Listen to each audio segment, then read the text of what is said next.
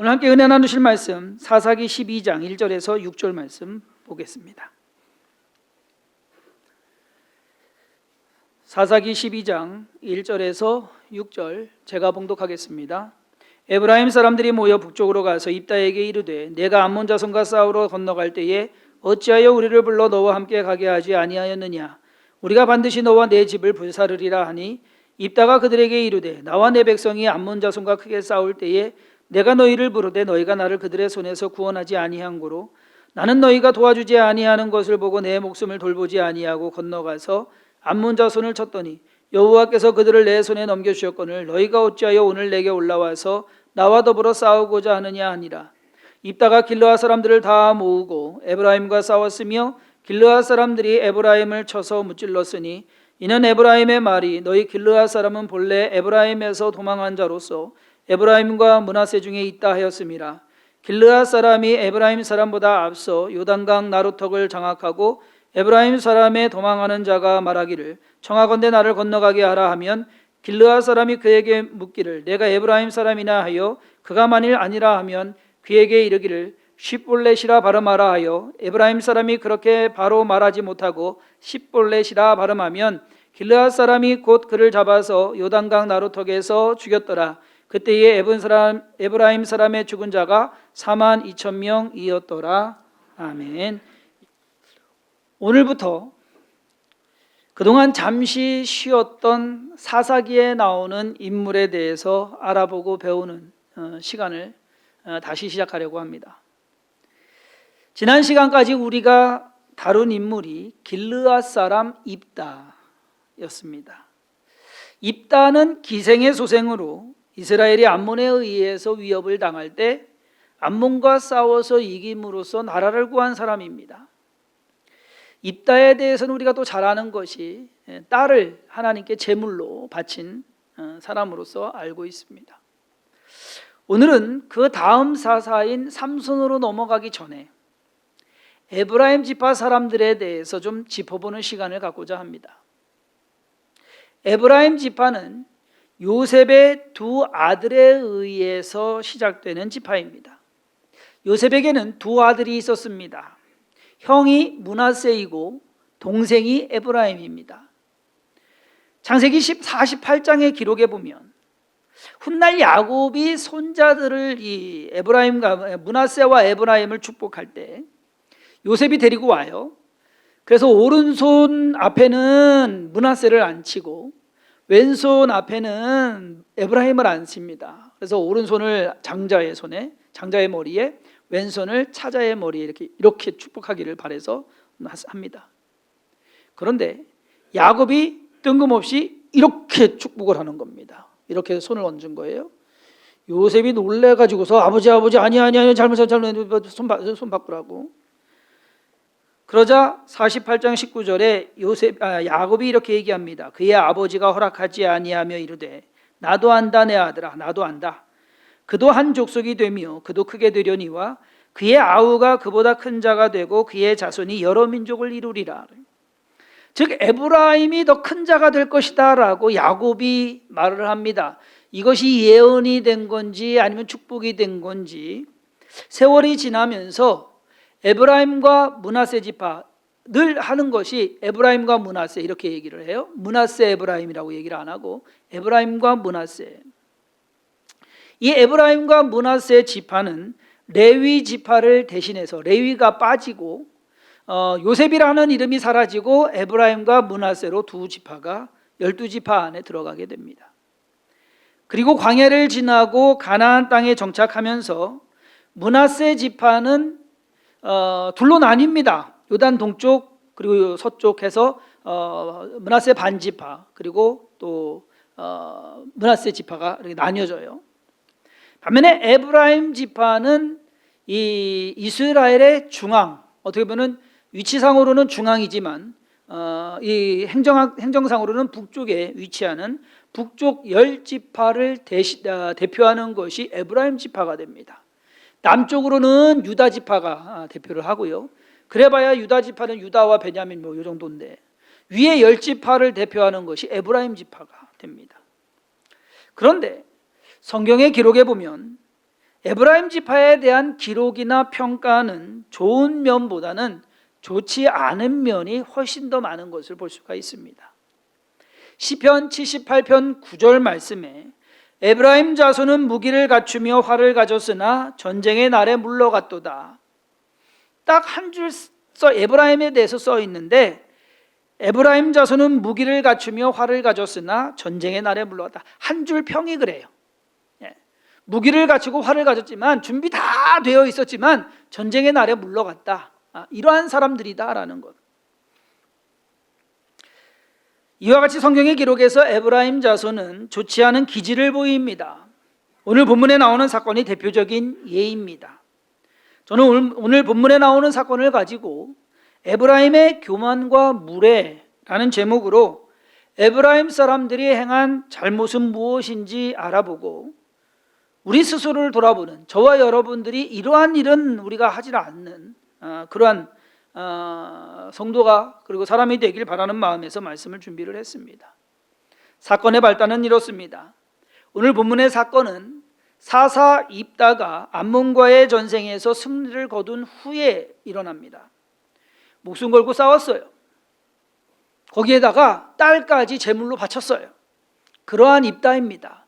지금 마음이 전쟁에서 승리해서 좋기는 하지만 딸을 제물로 바친 것에 대한 그러한 마음이 여러분 참 힘든 마음일 겁니다. 그런데 어느 날 에브라임 사람들이 몰려옵니다.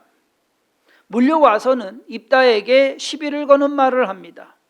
암몬 자손과 싸우러 갈 때 왜 우리 안 불렀냐? 자기들을 부르지 않았다는 것이 이유입니다. 불러야 했었나 봅니다. 왜? 아니 남들, 즉 다른 지파 사람들은 아무 말이 없는데 에브라임 사람들만 기분이 나빠하는 거예요. 자기들 무시했다고. 그러고 보니까 똑같은 일이 전에도 있었습니다. 사사 기드온 때. 우리 기드온 할 때 살짝 여러분들에게 말씀만 드리고 넘어갔거든요. 왜? 오늘 이거 하려고. 사사기 8장에, 오늘은 이제 본문은 12장인데 8장에 기드온 때에 똑같은 일이 일어납니다. 8장 1절을 보면 에브라임 사람들이 기드온에게 이르되 내가 미디안과 싸우러 갈 때에 우리를 부르지 아니하였으니 우리를 이같이 대접하면 어찌 됨이냐 하고 그와 크게 다투는지라. 참 희한하죠. 똑같아요. 에브라임 사람들이 좀 예민한 것 같습니다. 우리가 잘 알듯이 기드온은요 300명만 데리고, 하나님께서 그렇게 하셨잖아요. 300명만 데리고 가가지고서 전쟁에서 이기게 됩니다. 싸움에서 몰아치게 되고 미디안 군대가 도망가게 되고 결국 그것을 끝내기 위해서 에브라임 사람들에게 지원을 요청합니다. 그쪽으로 갔으니까 당신들이 좀 그 사람들을 잡아서 죽이라고. 결국 미디안의 왕들을 에브라임 사람들이 죽여요. 그러면 잘 된 거잖아요. 전쟁에서 이겼고 좋아야 되는데 기드온에게 와서는 자기들 무시했다고 시비를 겁니다. 기드온은 마음이 여린 사람이에요. 그래서 싸움을 만들지 않았습니다. 사사기 8장 2절에 기드온이 그들에게 이르되 내가 이제 행한 일이 너희가 한 것에 비교되겠느냐?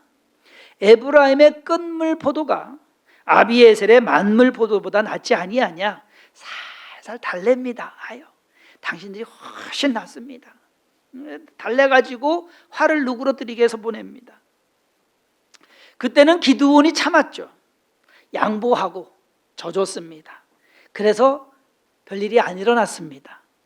그런데 똑같은 일이 오늘 입다의 상황에서 벌어지는데 입다는 달라요, 여러분. 출신 자체가 깡패 출신이요. 그런데다가 지금 딸 제물로 바쳐가지고서 지금 상황이 지금 안 좋은 상황이에요.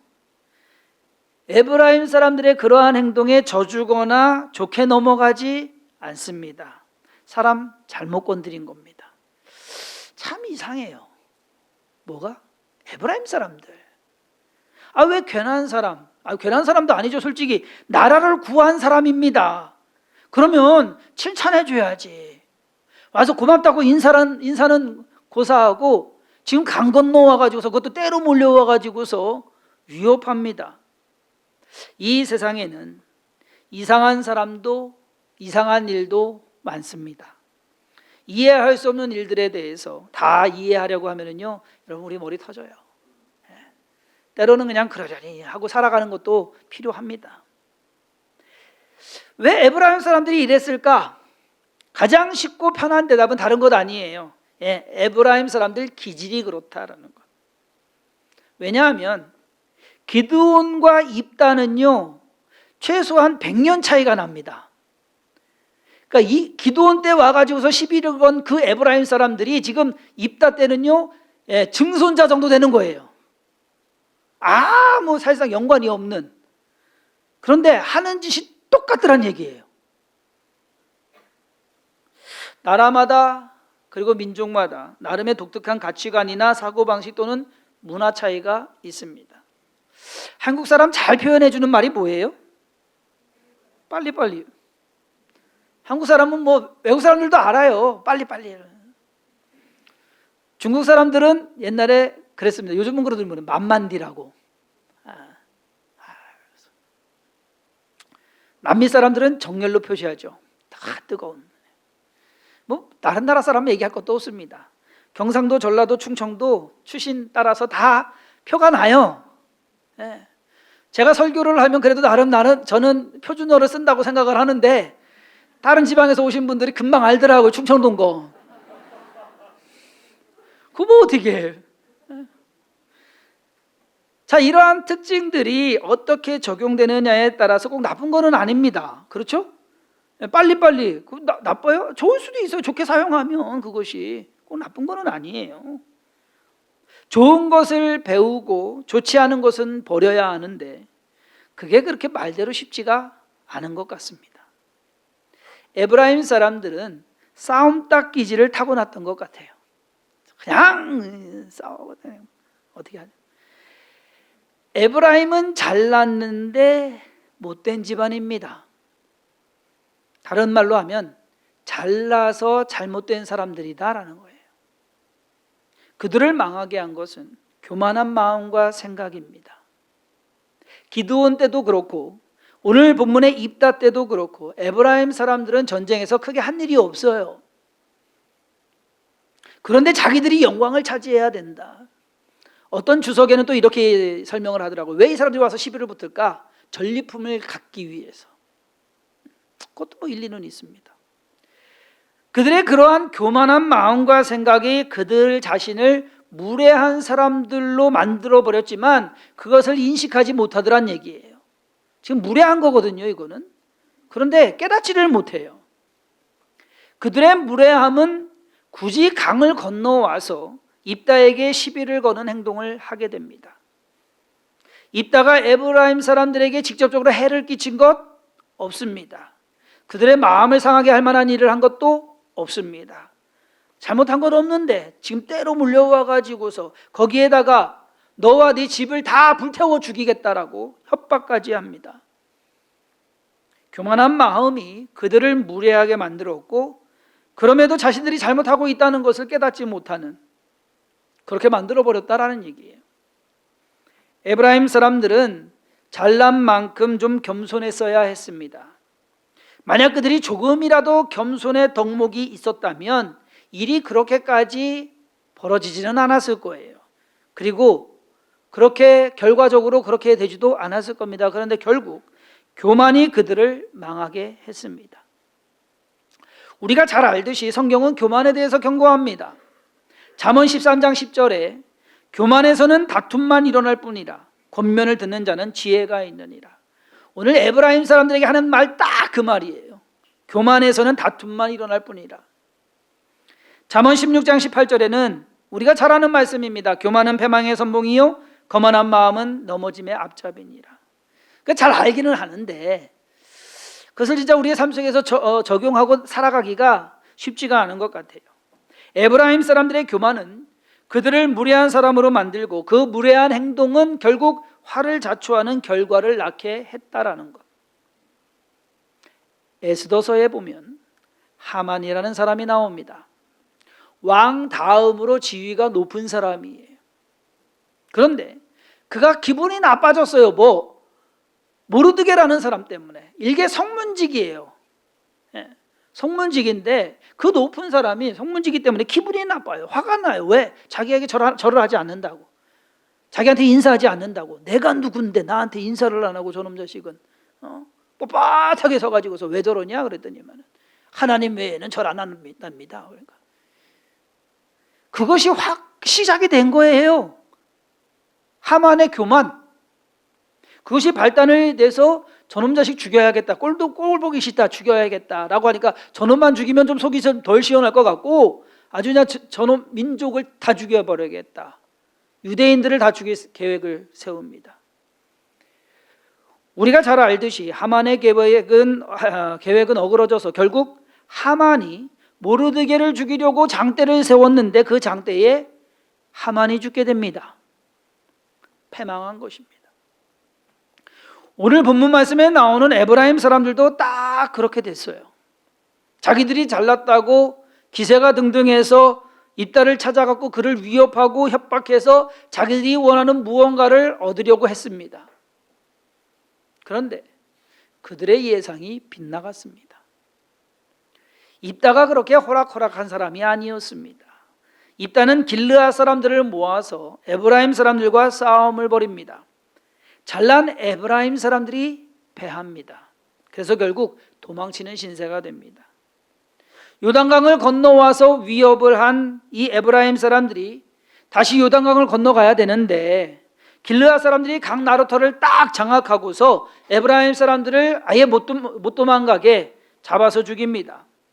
자, 그렇게 해서 죽은 사람이 42,000명. 42,000명 정도 죽는 거면 그냥 그렇죠. 예. 아니 여러분, 한 사람이 위협하러 42,000명 넘어왔다고 한다면 이게 말이 돼요? 생각을 한번 해보세요. 예. 한 사람 잡기 위해서 42,000명이 넘어왔다는 얘기예요. 다른 말로 하면 말도 안 되는 얘기예요 지금. 예. 42,000명, 한 지파에서 남자만 42,000명 죽었다라고 한다면 그 지파의 남자는 다 죽은 거예요. 씨가 말라버린 겁니다. 엄청난 큰 결과를 초래하고 만 것입니다. 이 이야기에서 우리가 배우고 깨달아야 할 것이 있습니다. 첫 번째로는 교만하지 말아야 한다라는 겁니다. 자기 자신에 대해서 자기 비하하는 거, 나는 못나고 안 되고 저기 이것도 문제예요. 그렇지만 반대로 잘난치 않은 교만도 우리가 멀리해야 되는 것이다. 에브라임 사람들은 자기들이 잘나서 입다를 무시하고 손 좀 봐주려고 왔습니다. 그런데 그 잘난 사람들이 먼저는 자기들이 욕하고 조롱했던 길르앗 사람들에 의해서 패해서 도망치는 신세가 됐고요. 두 번째로는 쉽볼렛, 뭐 좀 그래요 발음이. 예. 근데 이 발음도 못해가지고서 쉽볼렛, 쉽게 말하면 쌀 발음이 안 돼서 살 하는 거예요. 그렇게 생각하시면 돼요. 쌀 발음이 안 돼. 어느 지방 분들 그렇잖아요. 뭐 비하하는 게 아니라 딱 이 에브라임 사람들이 그렇다는 얘기예요. 교만하지 말자. 잘났다고 했는데 결국 발음 하나 못해갖고서 죽었잖아요. 뭐 잘난 거 뭐 있어요? 오늘 사건에서 배워야 할 두 번째 교훈은 겸손해야 한다라는 겁니다. 자, 교만하지 말자는 것과 겸손해야 한다는 것은 같은 말 아니냐? 같으면서 약간 다릅니다. 교만은 자기를 높이는 것이고 겸손은 자기를 낮추는 거예요. 달라요. 청주에서 어느 기관이나 단체 또는 교회에서 행사를 크게 하면 내빈들이 오십니다. 어떤 행사에 도지사, 시장, 교육감이 오셨습니다. 그런데 사회자가 소개를 하는데 도지사님을 소개하고 그 다음에 시장님을 소개하고 마지막으로 교육감님을 소개했어요. 그랬더니 난리가 났어요. 왜? 직급상으로 교육감이 시장보다 높습니다. 몰랐어요? 교육감은 의전대우상 동일 광역자치단체장과 의전서열이 같습니다. 그래서 충청북도 교육감은 충청북 도지사와 같은 서열입니다. 그래서 교육감은 차관급이고 시장은 기초단체장으로 2급 공무원입니다. 한마디로 급이 달라요. 그런데 우리는 일가적으로 인식하기를 도지사, 그다음에 시장, 그다음에 교육감, 더 시장이 더 세다라고 생각을 하잖아요. 그리고 청주시 안에서는 또 청주시장 더. 그래가지고서 이 행사 때마다 이 의전 때문에 충돌하는 경우가 있어요. 자리 놓는 것, 배치하는 것부터 시작해가지고서 문제가 일어나지 않으려면 그냥 두 분 다 겸손하면 됩니다. 그거 뭐 문제 삼지 않고 뭐 그럴 수도 있지 뭐 되는데, 예수님께서 누가복음 14장 8절에서 10절에 이렇게 말씀하셨습니다. 내가 누구에게나 혼인잔치에 청함을 받았을 때에 높은 자리에 앉지 말라. 그렇지 않으면 너보다 더 높은 사람이 청함을 받은 경우에 너와 그를 청한 자가 와서 너더러 이 사람에게 자리를 내주라 하리니 그때에 내가 부끄러워 끝자리로 가게 되리라. 청함을 받았을 때에 차라리 가서 끝자리에 앉으라. 그러면 너를 청한 자가 와서 너더러 보시어 올라 앉으라 하리니 그때에야 함께 앉은 모든 사람 앞에서 영광이 있으리라. 끝자리를 사모하시기를 바랍니다. 그렇다고 예배 시간에 끝자리에 앉지는 말아요. 끝자리 사모하시는 분들이 의외로 많아요. 교회 이제 끝자리를 이제 선호하시는 분들, 그 끝자리 말고 교만하지 말고 겸손해야 한다는 말. 세 번째로요, 기분 나빠하지 말라 이거예요. 기분 나쁘죠. 근데 하만은 자기에게 절하지 않는 모르드게 때문에 기분이 언짢았습니다. 그것이 사건의 발단이 되고 말았어요. 결국 모르드게가 아닌 자기가 죽게 되는 결과를 낳게 됐다. 그냥 기분 나빠서도 그냥 놔두면 되는데, 그런가 보다 하고 말면 되는데, 그러면 아무 일 안 일어났잖아요. 에브라임 사람들도 전쟁에서 있다가 승리하고 돌아온 것이 기분이 나빴습니다. 자기들이 영광을 차지해야 되는데 입다라는 사람이 인기남이 되고 말았어요. 기생 아들인 주제에 출신도 그렇고 왜 저놈이 저래? 괜히 기분 나쁜 거예요. 기분 나빠하지 마라 이거예요. 입다와 그의 집을 불사르겠다고 윽박지르던 에브라임 사람들은 오히려 단어 하나 발음 못해가지고서 죽게 됩니다. 더 아이러니한 것은 오늘 본문 4절에 보면 이는 에브라임 사람들의 말이 너희 길르앗 사람은 본래 에브라임에서 도망한 자로서 에브라임과 므낫세 중에 있다 하였습니다. 길르앗 사람들에 대해서 아주 비하하고 그들을 갖다가 인정하지 않고 조롱했습니다. 에브라임 사람들이. 그랬는데 오늘 일의 결과가 어떻게 돼요? 도망자들이라고 얘기하는데 자기들이 좀 도망하게 돼버리고 말았어요. 완전히 반대가 돼버리는 그러한 일이 되고 말았습니다. 교만하지 말고 겸손해야 됩니다. 잘난 체 하면서 스스로 높이지 말아야 됩니다. 남 무시하지 말고 무례하게 행동하지 말아야 합니다. 대접받지 못하는 것 때문에 괜히 기분 나빠하지 마세요. 기분 나쁠 수도 있죠. 그런데 당연히 대접받아야 된다라고 생각도 마시고, 인생 살다 보면 인정받지 못하고 대접받지 못하고 사랑받지 못하는 경우가 있습니다. 그렇다고 해서 마음 상하지 말고 스스로 마음 추스리고 이겨내시기를 바랍니다. 인정받지 못하고 대접받지 못하고 사랑받지 못한 것으로 치면 예수님만 한 분이 있겠습니까? 그렇잖아요. 우리는 예수님을 따라가는 사람들입니다. 예수님을 닮아가는 사람들입니다. 근데 뭐가 잘났다고 그렇게 저기 하려고 하십니까? 그런 거 피하고, 그런 것 우리 스스로를 절제하고, 에브라임 사람들의 교만과 무례함의 결말을 보면서 우리는 어떠한 마음가짐을 갖고 어떻게 행동할 것인가를 스스로 돌아보며 생각해야 할 것입니다.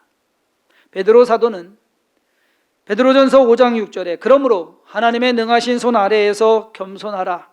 때가 되면 너희를 높이시리라. 높이는 것, 우리가 스스로 높아지려고 하는 것이 아니라 다른 사람들이, 아니 하나님이 우리를 높이셔야 된다라는 것을 아시고 모든 삶 속에서 평안한 마음으로, 교만하지 않고 겸손한 마음으로 오히려 남을 더 위하는 그러한 삶으로 살아가게 되시는 모든 주성긴교회 성도님들 되기를 주님의 이름으로 축원합니다. 기도하겠습니다. 하나님께서 우리를 택하심은 우리가 잘나서가 아닙니다. 우리가 잘해서도 아닙니다. 우리가 무능하고 우리가 못났지만 하나님은 우리를 사랑하셔서 우리를 택하셨습니다. 그리고 우리로 하여금 하나님의 자녀로서 살아가게 하십니다. 우리는 또한 예수 그리스도의 제자입니다. 주님께서는 죽기까지 복종하셨습니다. 겸손함으로 멍에를 지시고 십자가를 지시고 우리의 죄를 담당하셨습니다. 주님을 따른다고 하면서 우리가 스스로 교만해서 스스로 잘난 체하는 것, 그러한 것이 있다고 한다면 어찌 주님을 따르겠습니까? 우리 스스로를 낮추게 하시고 겸손하게 하시고 믿음으로 나아갈 때 하나님이 돌보시고 하나님이 높이시는 그러한 일들을 경험하게 하여 주옵소서. 올 한 해 주님과 동행하며 승리케 하시고 2월 한 달 동안도 좋은 일들, 기쁜 일들, 감사한 일들이 더더 풍성히 넘쳐나게 하여 주옵소서. 예수님의 이름으로 기도했사옵나이다. 아멘.